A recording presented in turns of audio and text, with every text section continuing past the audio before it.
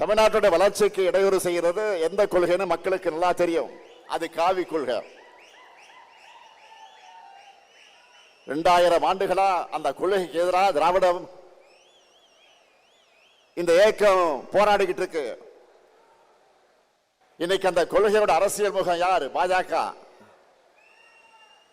ஒன்றியத்தினாலும் பாஜக அரசோடு நம்ம தொடர்ந்து போராடிக்கிட்டு இருக்கிறோம். 2 நாட்களுக்கு முன்பு கூட எதிர்க்கட்சி தலைவர் பழனிசாமி அவர்கள் என்ன பேசி இருக்கிறாரு? கடந்த அதிமுக ஆட்சியை காப்பாற்றினத பாஜக தான் உண்மையை பேசி இருக்கிறார். அந்த கைப்பாவை அரசை தமிழ்நாட்டு மக்கள் தூக்கி எறிய திமுக தான் காரணம்னு நம்ம மேல பாஜக வன்மத்தை கொட்டிட்டு இருக்கிறாங்க. அதனாலதான் தொடர்ந்து நமக்கு இவ்வளவோ குடைச்சலை கொடுத்துக்கிட்டு இருக்கிறாங்க.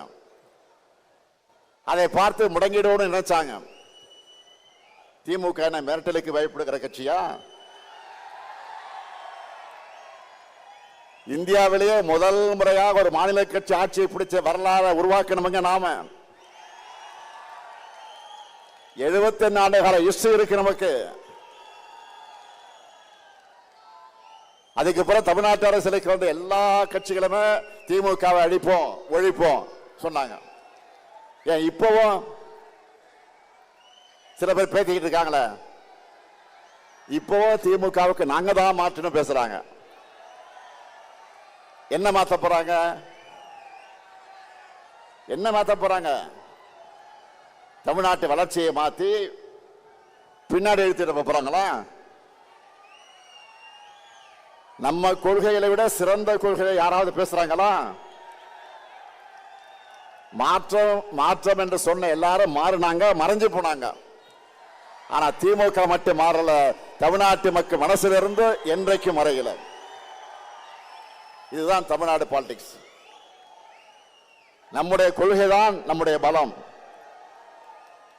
நாம செய்ய வேண்டியது இன்னும் நிறைய இருக்கு. ஆட்சி பொறுப்புக்கு வந்தப்போ எவ்வளவோ நெருக்கடியில ஆட்சி பொறுப்பை ஏற்றோம். ஒரு பக்கம் நிதி பற்றாக்குறை, இன்னொரு பக்கம் கொரோனா பெருந்தொற்று.